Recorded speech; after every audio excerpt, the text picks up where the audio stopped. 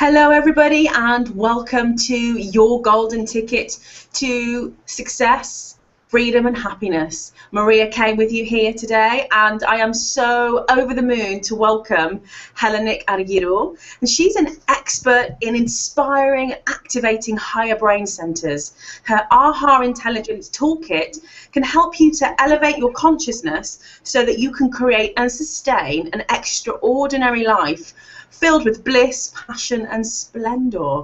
Helenik, welcome. Thank you, Maria. It's great to be here. Very nice to be connecting with different people around the world. Indeed. Well, I want to get straight into our content today because I am so excited for you to share your story and your insights. So, first of all, could you answer perhaps what was the series of events or situations or occurrences that took place in your past that have shaped who you are, not only personally, but subsequently who you are in your work today? Yeah, great question. I have quite a colorful history. I grew up in South Africa. I was born in Zimbabwe, and I was born into a home of two Greek Cypriot parents who had left very young from the island Cyprus. Shortly after the war, there was a lot of shortage in work, so people left. So my parents left, and so I was the first generation born in Africa, so we were considered immigrants. And the experience in Zimbabwe, I don't remember much because I was very young. I was 3 when I left, but South Africa taught me many, many things, and the absolute diversity of people, religion, belief systems, ethics, values, ways of dress, ways of speaking was so expansive that it was very clear to me from a very young age that in order to live in the world, we really had to find ways to truly empathize with each other. And I remember being very struck by what I call white man's guilt, the kind of real awareness at a very young age about the haves and the have-nots. And so from young, I was already thinking about marginalized communities. And later on, when I studied more formally, it turned into understanding marginalized emotion or marginalized parts of ourselves or our identity. So these are all just external symbolic things that happen in life that help us understand that inside each one of us we have a whole lot of very strange dichotomies going on, and we need to try and make friends with everyone outside and make friends with everything inside of us at the same time. So it's the same thing, you know. But I think at a very young age, South Africa really marked my development. Also growing up in a Greek Cypriot culture was also very difficult for me in many ways. There was a lot of standards and rules and responsibilities that were put out as a kind of ideology in the culture that I found very contradictory to what I was always told was my free spirit. So I found from a very young age, again, a real struggle around trying to maintain and sustain who I really am inside what society and culture expected of me. So growing up, that has been very much in my journeys, how to never let go of who you are and how to be very careful about how you do that, you know. And I've made many mistakes. I haven't been that careful. I haven't been as responsible as I could have been because I didn't know better, you know. I was learning, I was a child, I was growing up. And so I really understand that this is part of the journey in life and something that I know very deeply and intimately has affected mine. And so I feel very passionate about helping people find what I call their authenticity or their authentic self, you know, your deeper truth, who you really are. And it's not that easy, you know. We kind of throw these words out and there's a lot of buzzwords around all of this uniqueness, authenticity in the world right now. But there is a very significant thing that happens to us when we become domesticated, you know, socialized. So I really had that dynamic tension between what others want and what I want from my life. And I found a way to harmonize it. and ways to make peace with the things that are not easy to harmonize, and ways to work with the stuff that's not so easy to make peace with even. So that's what I really am passionate about sharing with people, and more than that, to help them also find their own unique voice. There's a really beautiful Sufi saying, which really I think exemplifies where I've arrived, by a famous mystic called Hazrat Inayat Khan. And he basically says that each human is like an instrument. Each human being is an instrument that is waiting to be tuned. And until each one of us find the correct tone, our life doesn't create the right melody. It's always out of harmony. And this can manifest as unhappiness. It can manifest as not having success. It can manifest in many, many different ways. And we all have stuff to work on. So for me, that's where I've arrived, really, is trying to understand how to harmonize myself as my own unique instrument and make the best music I can make in the world, as opposed to making a noise, you know. So those were significant moments. Going away to study was very significant, because I left my very conservative Greek family where you were never supposed to leave home as a young woman. And I studied away from my family, and that was really significant in helping me find myself. And then there was one more significant moment. I studied psychology. I was very passionate about it.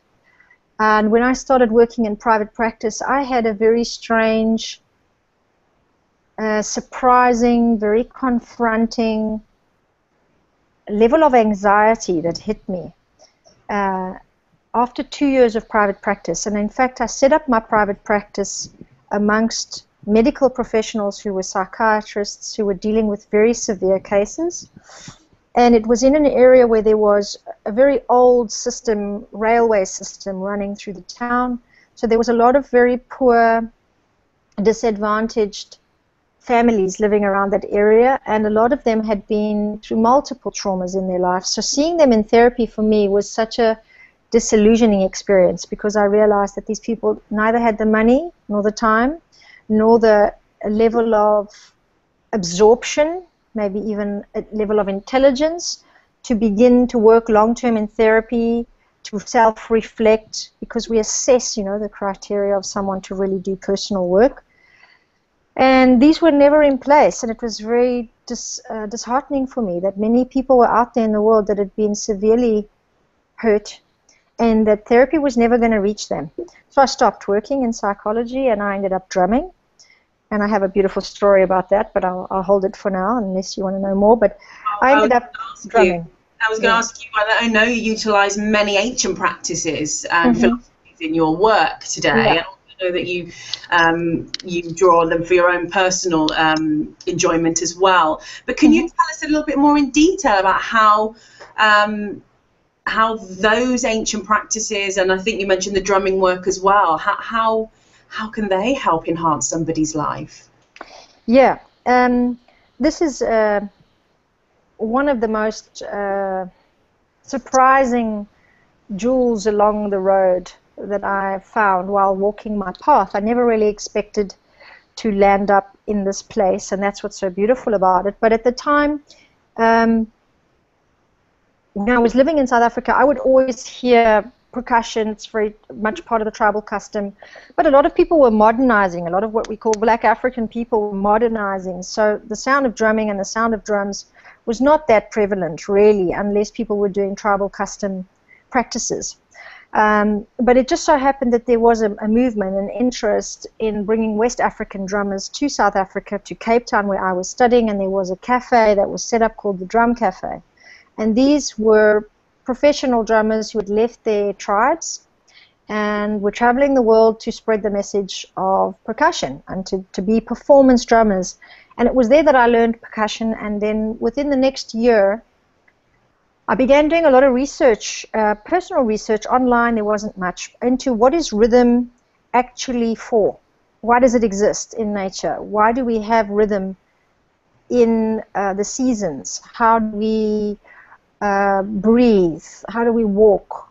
There's a very deep primordial influence from rhythm on the way human beings develop in vitro in their mothers' bellies. In fact, there is two suggestions that the first thing that happens to us is we hear, although our inner ear only develops at 3 months, they're around, so we don't really hear, we experience, we feel the vibration of the blood rushing from the heart of the mother down to her feet and back up again. And it is this vibration, if we look at vibrational medicine, we move out of strict psychology into a little bit more spiritual type, energetic language. Vibration is what makes this whole universe expand and develop and grow. So the human fetus is each cell by cell responding to vibrational frequency. And that vibration that we hear from our mother is the instigation for our cells to begin to vibrate. And some say the heartbeat of the mother is as well an experience in retro that really affects us profoundly. Because we can't measure a lot of this, we don't have distinctive evidence, but we do manage to hear the sound that a fetus hears inside the belly of a mother, and it is very, very clear that there is a rhythmic pulse. Now, some people also have declared that the earth has a pulse, the earth has a vibration, and that vibration is changing. That pulse, the rhythm of the earth is changing right now. And a lot of psychics and mystics have predicted this time, and psychics feel into this time saying that this is really a change in the grid, the magnetic grid around the whole planet is changing.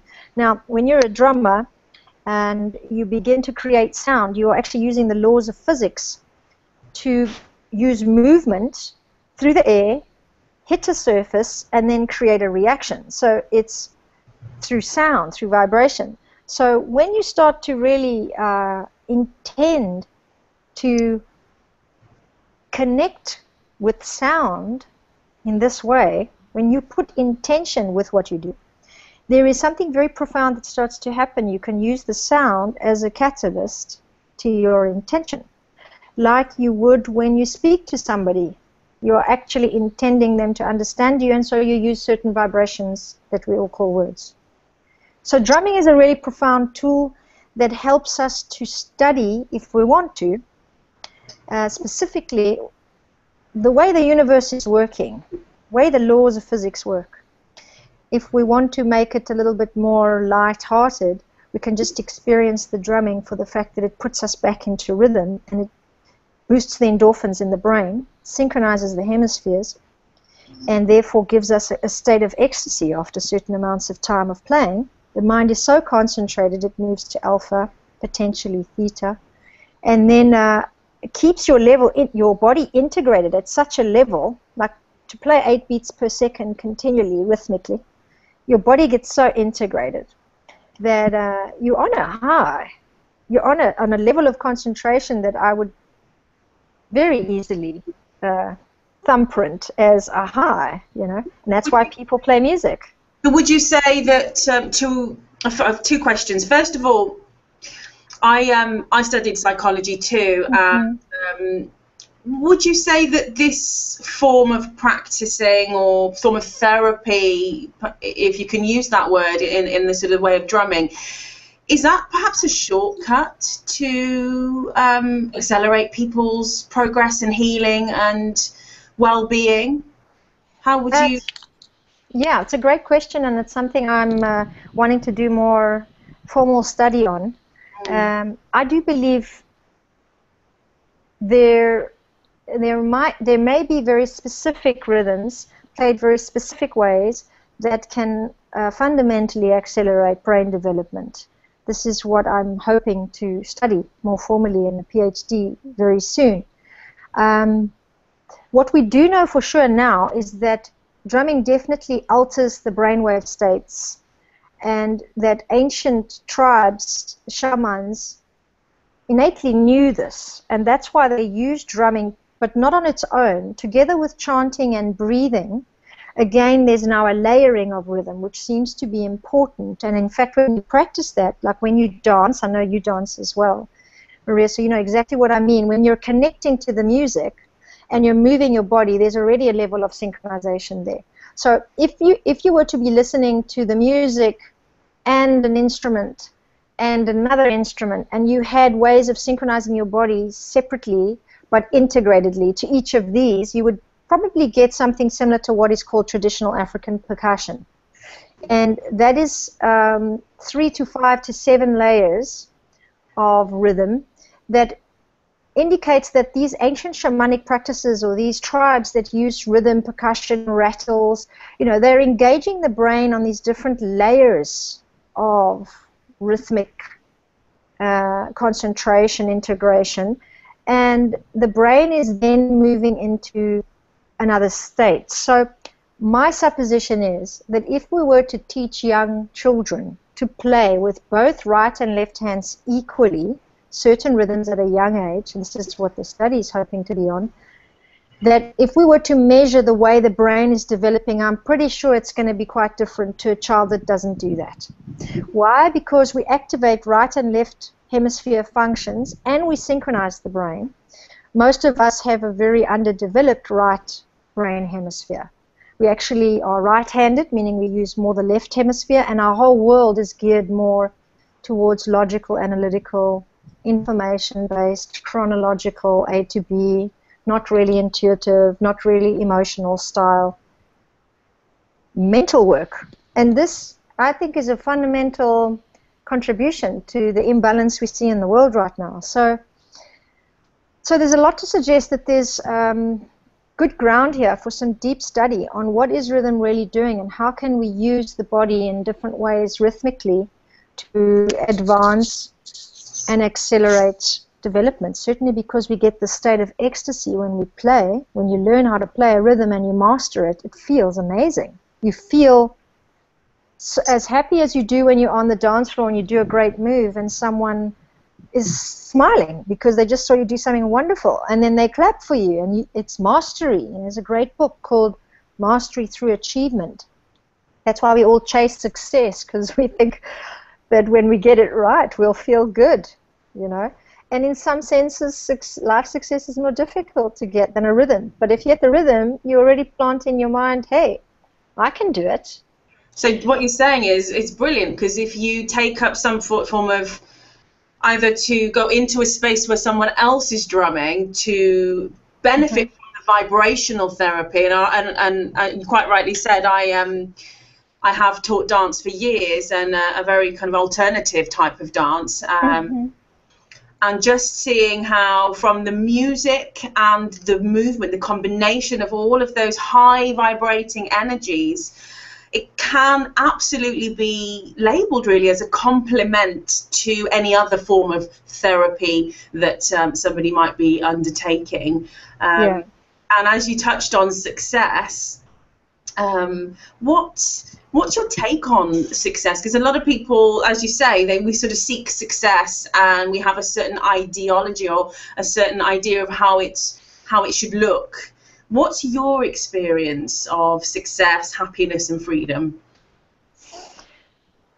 I could go into such detail about each of these, but let me see if I can keep it simple. I think for me, success is about attainment. And so I think I've understood it to be about attainment. More for me then, it means successful delivery of your message in this life. That's what success would mean for me now, like being able to know that what you truly feel, what you truly want, what you truly believe to be true, what you truly to be is your unique feeling or purpose or message to the world is delivered.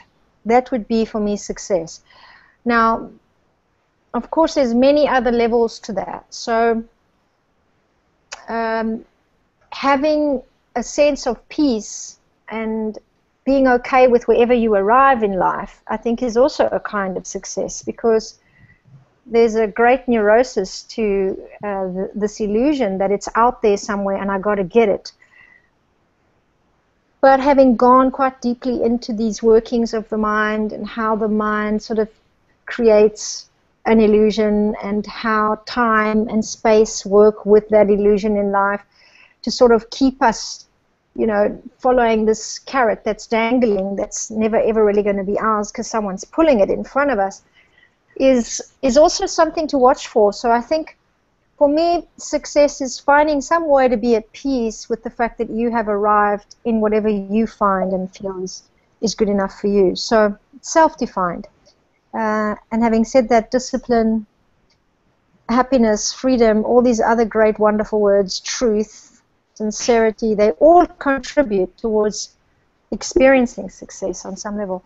Recently, I listened to a study on happiness, so I can't speak about happiness very simply anymore. I've sort of begun to understand that happiness is a really special thing. To be able to be happy in life, I think, is a state of mind. I think it's something that you do with your decision or with your attitude about what you already have. It's very much attitudinal, absolutely. I'm really interested to know. I know that you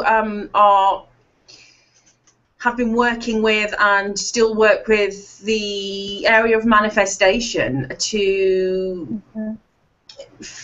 bring perhaps the mind into and the body and the soul into a particular energy frequency to enhance and teach people how to become master manifestors. Could you enlighten us a little bit and perhaps give a couple of maybe practical tips or tools that our audience could immediately implement today to start enhancing their experience with manifesting? It's a very profound field, and I myself consider myself still to be learning. It's very important, I think, for each of us to understand that we are all powerful and we are full of unlimited potential. And there's a deeper truth for ourselves, our lives, that is beyond what we believe. It's beyond our past, and it's beyond our programming. That in itself takes a really long time for certain people to really accept, because a lot of us are still in what we call the ego mind, where we believe that we are our personalities and or we are going to create more of what we had in our past. The truth is, the more you believe that, the more you empower that thought, the more your life will continue as it has continued. Now, if you want to do something completely different, you have to break the pattern in psychological terms. In manifestation terms, that means you have to exercise 3 very specific, let me call them, you have to hit 3 notes. Let's assume that we are attempting to imagine a possible outcome. So latest research now, all those studying manifestation, and I have been studying with quite a few people on the area of spiritual partnership, relationship, generally purpose and destiny, and then also calling in certain results in life or certain outcomes or success-based kind of trillionaire, millionaire, trying to manifest abundance teachers. So these areas, they're all starting to show lots of new research. And there's 3 very important things that we've been missing in the world of manifestation. The one is understanding more deeply that your higher centers of the brain do not distinguish between imagination and reality. This means that when you use imagination, you can create reality because a part of your brain is not going to distinguish it and say, oh, that's not possible because that's just a dream. So it gives great power to understand really the impact of that statement and to begin to put energy behind it. So whatever you can imagine can become reality. Can I just... Sure. So this is amazing information that I'm familiar with, but I really want to perhaps really put it across to our audience. This is a wonderful realization and a wonderful information. It is. It's profound. Yeah. Yeah. I mean, it's life changing if you can absorb it and take it on board. So are you saying that our mind cannot differentiate, like between a dream or a visualization and reality? So and it doesn't have the ability to sort of say, hang on, Helen, hang on, Maria, you're barking up the wrong tree, you're crazy, you're wrong. What part of us then comes in and sabotages or gets in the way? Yeah. Is it our ego mind What is Yeah, it? now we get into the neuropsychological details of it, right? So what I'm talking about is a specific center, which most of you might know as the third eye, and it's in fact the pineal gland, which is the only other part of the body that can sense light, and it's the part of the body that does not distinguish between imagination and reality. Now, there's a fine line, as you might very well know. People who are very spiritual, who might be a little bit ungrounded. There's a very, very good example of how they lose contact with what is real because they might be connected with all that is imaginary and or with this supraconsciousness or with this level of dimensional reality that's not perhaps in the material form. Okay, now we're getting a bit more complex here, but this pineal gland doesn't understand the difference between imagination and reality, not because it's faulty or it's problematic, because on some level of perception, the manifest and the unmanifest are actually two of the same sides of one coin. So at the risk of getting a little bit confused here, what we do need to grip onto is the fact that we have a specific center in our brain that can create, just like an artist creates. There's a perfect healthy example of how there is a difference between what's in the artist's head and what he creates on the piece of paper. There's a difference between an actor who's playing the role of a sick person and an actual sick person. The third eye knows the difference, but the point here is that the third eye can connect these two things and understand the journey from one to the other.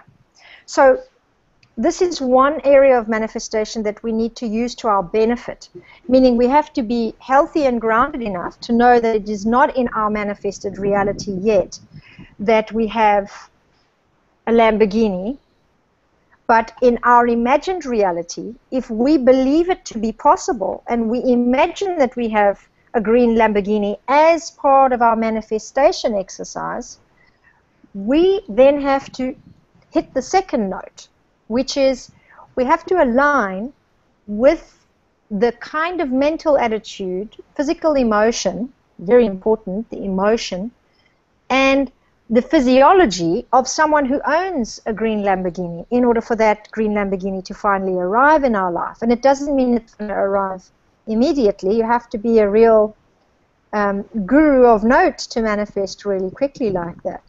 But if you're not and you're still learning, it takes time. But that time it takes is an indication then of how much you have to do to align yourself with that specific intention.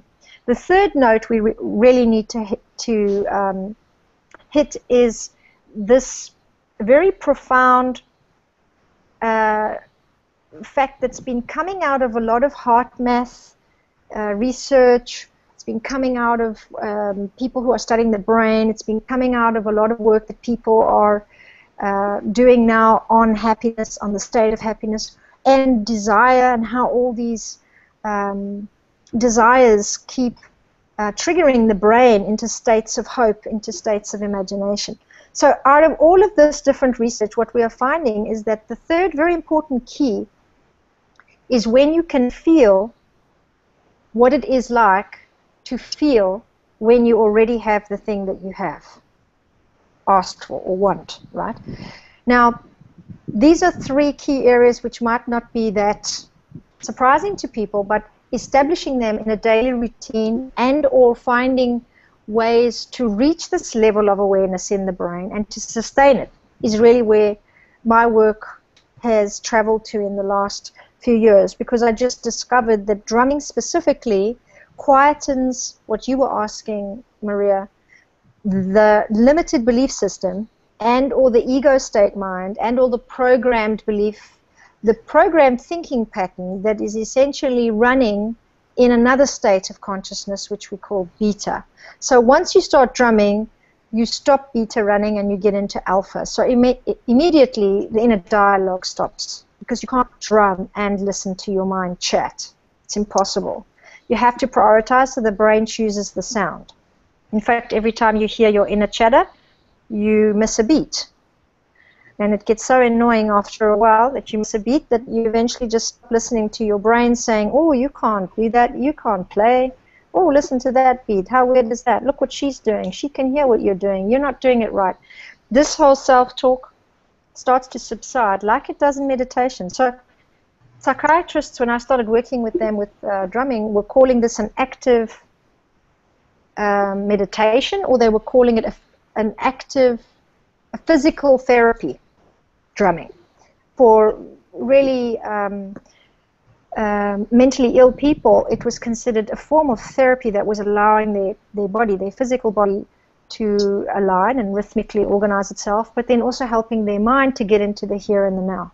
So what I found is that when you use two hands equally, you actually create a monotonous sound, which is much more connected to tribal rhythmic patterns and the ones that were used when the shamans would go into altered states of consciousness. You combine that with intention.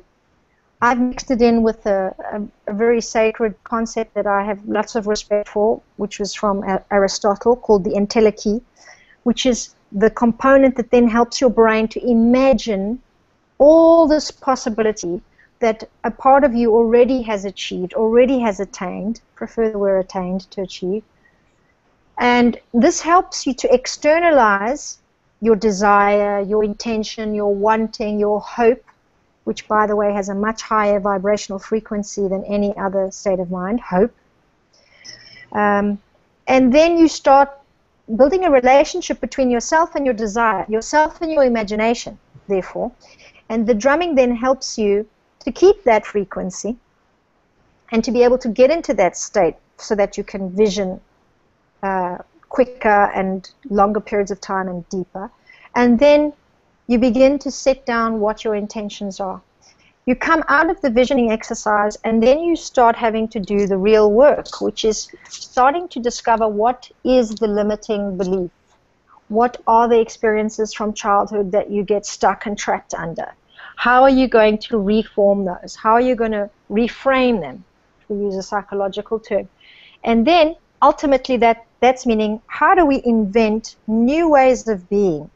And nicely, this connects in with Dr. Phil, who says, fake it till you make it. You know, it's the same idea. There's certain things, you want, you don't have, you've never had them, you don't believe you're going to have them, and you have to firstly see that you don't believe that you can have them. So you have to start pretending that you do. Pretend that you believe that you can have them. Pretend that it might be possible. This is how we start to unlock the habit pattern of the mind.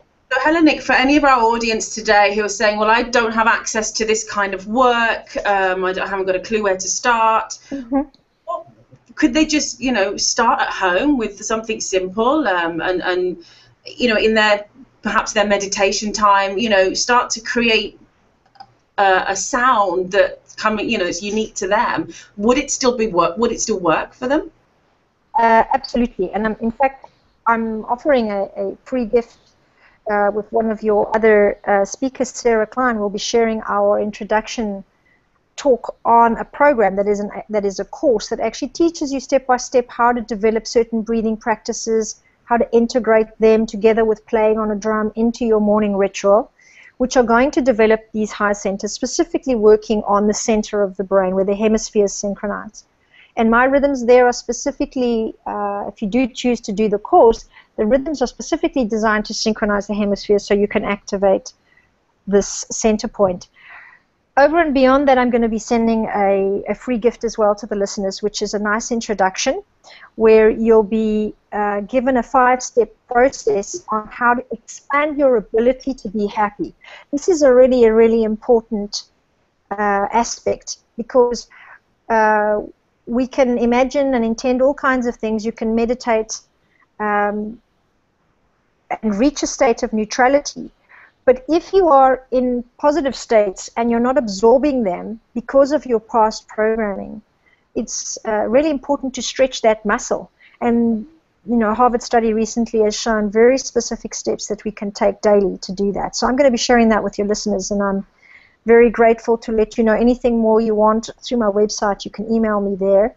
And I'm also on Facebook, so people have many ways to get in touch with this information and to keep enhancing their imagination. It's really Einstein who said that, we really are able to create all that the imagination can provide.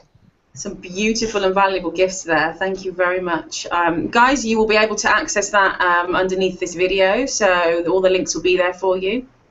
And so no need to scramble around for a piece of paper or pen at the moment. Hellenic, just before we go, if you... and I hate it when people ask me this, what's your favourite this, or what one thing would you say? But for now, for this moment, what are you inspired to share as one last golden of nugget for our audience today? I do really find for myself, and I know many people have said it to the point of cliche, but because it's really reliably helping me to move through the world and the state of the world right now, it's aligned with what we've spoke about, and it's also a very deep and profound state of being in the mind.